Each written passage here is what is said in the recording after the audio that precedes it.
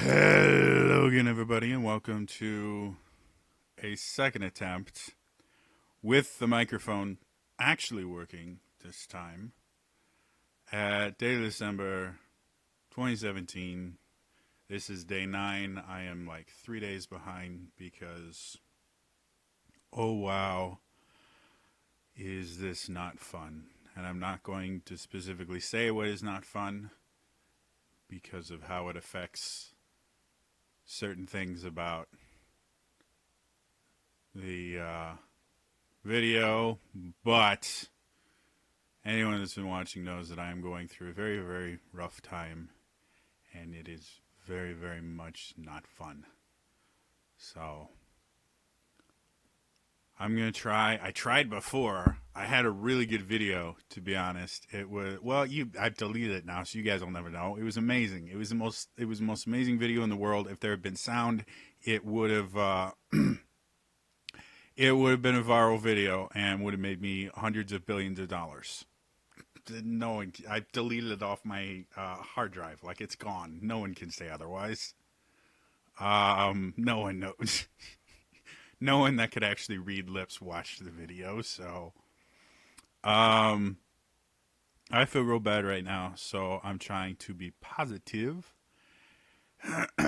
So, this video is about Pro Jared does this thing called D&D December, where for the month of December, he has all this stuff about D&D. And one of the things he did was on his first video, he showed this list of themes that correspond to just a generic month, where they're separated by week and day of the week themes for people to create art around. So I decided to take a theme from that for week 2, day 2, which is what today is. It would be for December because it's technically the second full week of December. Was draconic, is what the prompt said, and that actually got me thinking about something that I actually created. It's a piece of custom content for 5th edition Dungeons and Dragons that has been published on this awesome website called the DM's Guild. If you've never been there, check it out. There is it's really great. It's all D&D stuff. Wizards actually posts earlier edition content. Like, I think they've got the core rule books for 4th edition and 3rd edition on there. They may even have 2nd editions on there in PDF format. They've got old adventures and stuff like that. So that's pretty cool. But the coolest thing is that the community, anybody really, can actually publish content for 5th edition. So if you play 5th edition and you feel like there's something lacking, check it out. There's a lot of really great stuff on there. There's adventures if you're looking for new adventures and stuff like that. There's new races, new classes, new subclasses, new spells, new feats. Artwork. Like, I mean, there's just tons of stuff on there. So check it out. But what I want to talk about is my first creation. I published it almost 2 years ago now, which is really crazy when you think about it. But yeah, it was almost 2 years ago, and it's the Dragon Knight class. And since today's subject is draconic, I thought a character that is super super closely tied to dragons, etc., would be kind of cool. So the idea behind the class kind of came from, and I actually have. Somewhere else on this channel, I actually have a video series where I talk about the class itself and each one of the subclasses for the class to explain my idea behind it, how I think it's supposed to be played, explanations of certain abilities and stuff like that. So if this piques your interest, check out the other videos. They're on my channel. Otherwise, I have them in a playlist. I think it's called DM's Guild or the Dragon Knight. I can't remember which. but they're on here. If you're interested in the class, it's available for free, or you can pay me for it. It's pay what you want, but there'll be a link in the description below. Um, but it kind of it came to me when I was playing one of my favorite games of all time. I may be doing another run through the game again because I have it. I have a copy of it, and it's amazing. But the game is called The Legend of Dragoon, and in it you play these seven. I think it's seven characters. Yeah, 6 or 7. I can't remember now. That get kind of the power of a dragon, and so they can use that to turn into these kind of dragon hybrid type things, and their weapons change, and they have access to magic, and it's really a cool system, and it's a great game. I love the game to death. It it needs a sequel, and it doesn't have one, and everyone's forgotten about it, but it was amazing. So anyway, I got to thinking about that, and I got to thinking about Dungeons and Dragons specifically, and the dragons aspect, the dungeons aspect. All over character creation, you have feats, like you have Dungeon Delver feat, which is specifically to help you to explore dungeons better. All classes have stuff that help you explore dungeons. It's not a whole lot to do with dragons though. Like hunters can choose dragons as their favorite enemy. But in like the core rule books, they don't have really anything to do with dragons in that. And so the Dragon Knight was kind of a combination of my I don't want to call it obsession. My extreme interest in the idea of knighthood in general, and I've always liked the idea of a knight. You know, someone who pledges fealty to a monarch or a government or something, and they, you know, they pledge to serve that particular person or group of people or whatever. In the best way they know possible, which is using their martial prowess. That's, you know, that's kind of what knights are. They pledge fealty to something, and then, you know, they go off and they defend the land. And I used to be a huge buff on like Arthurian legend and all that stuff. Like knighthood in general, I thought was really cool, and kind of the high fantasy version of knighthood and the romanticized version of knighthood. Actual knighthood, you know, it's a title. Once you became title, you could own land and things like that, and it was a governmental system. But I like the idea of pledging your services to someone, and I really like dragons. I think dragons are super super cool, and they're part of D&D. And so one of the things I really wanted to focus on was fifth edition does this better than just about any other edition, hands down. Is that every class plays very uniquely. The problem I have with older editions, specifically like 3.5 and before, fourth edition was its own beast, and it is still one of my favorite editions because it was my first. But it was a very unique version of D&D, and while it did have some issues, they happened because they were fixing other issues that have been present since the beginning. And one of the biggest issues that has been present since basic D&D, when it was just Gygax and a bunch of his friends, is low-level characters. You have two options. Option 1, I hit things with weapons. Option 2, I cast a couple spells, then hide so I don't die. Until, depending on the edition, level about 3 or 5, that is the only difference. It doesn't matter how many classes there are, what class you are. You either hit things with weapons or you cast spells. All the spellcasters work the exact same way. For the most part, all the fighting work basically the same way. It was a choice of ranged or up close. And it didn't start to differentiate itself until about level 3 or 5. And even then, like a high-level fighter and a high-level paladin, the only real difference is, you know, a fighter could attack more often, whereas a paladin had access to some spells. But as far as how you played them, mechanically they were almost identical. I go up, I attack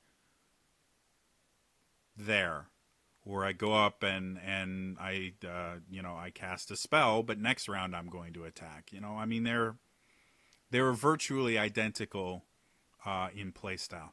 And the unique thing about Fifth Edition is everything is so different. Literally every single class plays massively different from the other one. So that playing a barbarian and playing a fighter, which technically, if you want to get very technical about it, a fighter is someone who fights. A barbarian is just kind of a subtype of fighter in D&D, and there's more, there's lore and stuff behind it. But when you really think about it, barbarian and fighter, basically the same thing. At one point, I'm relatively certain that barbarian was a kit you could use for a fighter, or as a kit for a ranger. I can't remember in second edition, but it was a kit for another class, and then it turned into its own class. But they are basically the same. There's someone that goes around and hits things with heavy objects. I mean, that's it. But a fighter and a barbarian, even low level, play very, very differently. I mean, barbarians get rage. I think, if I remember correctly, I have my player's handbook literally right there, but it's underneath something, and leaning down is not a fun experience right now. But if I remember correctly, barbarians get rage right from level 1, and that significantly changes how they approach things, how they do things. The fact that they don't wear armor, like you playing a barbarian mechanically, even from a low level, is very different from playing a fighter. And the same is true, even more so, about all the different magic classes. Like if you go with pure spellcasters, where all they do is cast spells, you've got your cleric, you've got technically one kind of druid. They are considered full spellcasters. So you got your cleric, you've got your druid, you've got your wizard, sorcerer, warlock, and then technically bards are considered full spellcasters because they get all the way up to 9th level spells. So that's what I consider full spellcasters. Every single one of them plays massively differently. Every single one of them. You have druids that clerics are probably as close to what they were in older editions as you get, other than wizards, which I'll talk about in a second. But clerics, based on the domain that you get, they're very, very different. They have access to all the spells, and they just prepare certain ones, and then they cast them. And yeah, it's really, really cool. Druids are kind of similar, but then they get the wild shape thing very, very quickly, and that can make them very, very different. Wizards are basically the exact same. They've been since first edition, and they were called magic users. They have a spell book. They prepare spells from it. So your traditional D&D spellcasting experience, that's a wizard. Sorcerers, they get sorcery points, and they do all these weird things, and they learn spells differently, and their origin changes how they interact with the world. And then warlocks are the only spellcasting class that only get, like, at max level, they get 6 spells. So the entirety of the warlock is based on these permanent modifications to their spells and their interaction with their patron and stuff. Like, it's such an interesting, and they get their spells back on a short rest, where everyone else needs a long rest, and every single class is very different. So when I was designing the Dragon Knights, I wanted to make sure that it was unique, that you couldn't really, what this class could do, you couldn't really do by just multi-classing in a couple different classes and get the same basic benefits. I wanted this to be a very unique class. And so that's kind of where the whole idea for it came. And then I just started, looking at different things. Like Legend of Mana actually has 2 different Dragon Knights. They're very similar to in D&D. They would be Dragonborn. They're dragon people, and they pledge themselves to different dragons. And that dragon gives them some power and stuff like that. And they're really, really cool characters, and their storylines are really, really cool in that. Legend of Dragoon is all about, these characters that can control the power of dragons, and they actually rule over dragons, the Dragoons. And then if you think of the word dragoon in like Final Fantasy, they're people that uh, would wear armor with dragon motifs, and they would imitate them in their actions and their fighting styles and things like that. And so I took all this different inspiration and I kind of turned it into this class to where if I wanted to play a character that was basically a copy of like Dart from Legend of Dragoon, with the Dragon Knight I can do that. Whereas I couldn't before. It wasn't something that was available to me because they didn't really have a character with like a transformation feature and other stuff like that. And so or if I wanted to play a character like Kane Highwind, who inspired a lot of the abilities from the Dragoon subclass, I call them Draconic Callings. You actually couldn't really do most of the stuff that he does at all. Like you could use javelins and just keep throwing javelins over and over and over again, but you could never really multi-attack with javelins because you have to draw each one, and it would waste tons of javelin. Then if you got a magical javelin, it never works. So, I wanted to make a class that played very, very differently from other classes, and I think I succeeded with that. And I think the fact that it's a platinum bestseller on the DMs Guild would attest to the fact that I've succeeded at that. So yeah, that was the whole idea behind the class. The other thing that I wanted to do with the class is I really wanted to have a lot of kind of story and lore behind the class because again, dragons are such a big part of Dungeons and Dragons, and it would make sense. I mean, they're highly intelligent creatures. In most settings, they have inherent magical abilities and stuff like that. Even in the core rulebooks, having dragon blood in your bloodline can make you a sorcerer. They are just inherently magic, and so the idea of dragons not being smart enough to have vassals and things like that doesn't make sense to me. So to me, the idea of a dragon knight makes perfect sense. That a dragon, knowing that if the dragon shows up, they're incredibly powerful. But once you get to like the adult or ancient dragons, they're very, very large. They're very, very intimidating. And even with their shape-changing powers and stuff like that, having someone there that can enact their will when they're not there, or they can send out and to do things that they don't want to do or things like that, makes absolutely perfect sense. Dragons themselves are very egotistical. It's said in the books all over. They have a very high self-worth. Even the metallic ones that are good-based think very, very highly of themselves. And so accepting someone into their servitude would make perfect sense, and giving them abilities that other creatures wouldn't have would make perfect sense as well. And so that's kind of where the idea of the Dragon Knight came from, and I love it. I have one game where one of my players actually plays one of my Dragon Knights, the fourth calling that I released separately.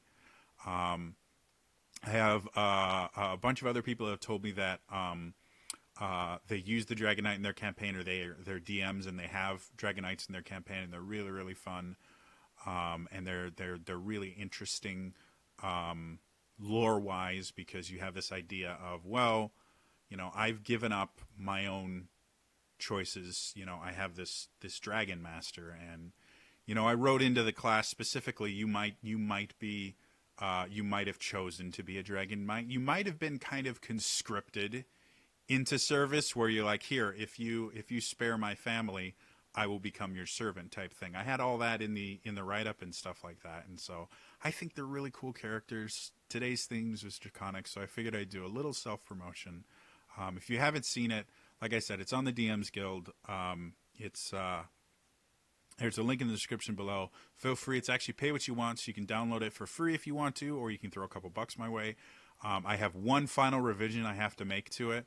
But I had somebody make a comment recently. By the way, if you go to the website and actually look in the comment section, I respond to all the comments and all the feedback and stuff like that. Sometimes I might be a little bit snarky for people who are just sitting there that are trying to crap on me. But it's somebody who is being a little bit obtuse, I think, with wording and everything like that. But he mentioned that he's like, this needs some heavy revisions for readability. And he's the first person that's told me that it's not readable or anything like that, because I spent probably close to anywhere between 80 and 160 hours designing the course or the class, not playtesting it and all the revisions and stuff. I mean, just pure designing a good 80 to 160 hours. Well, I guess that includes revisions and stuff like that. But I mean, I've read it and reread it, and I've given that to other people, and they've given me feedback and all this other stuff. And yeah, it's turned out pretty good. So I'm gonna wait to see if the guy responds, simply because I want if there are sections that are really really difficult to read, um, I want to address that, because this last update is probably going to be the last one I make for it, because I think the class is balanced. I think most of the stuff that needed to be fixed in it has been fixed. I've revised it, I think, 4 times now. And I made minor changes and some balance fixes and stuff like that. And I think this final change will be the last one, because it feels good. This last one is just changing one thing that makes one ability work better, and the way I intended it to work. Um, so yeah, so please check it out. I'm gonna try and re-record the other video again. I feel absolutely horrible right now. So I'm going to try and re-record the other video, because I think the subject matter was really important. But yes, that's the Dragon Knight. It's super, super awesome. Go check it out. Share it with all your friends. Email it to your grandma. All those cool things. Yeah, and I will see you guys later. All right? Bye-bye.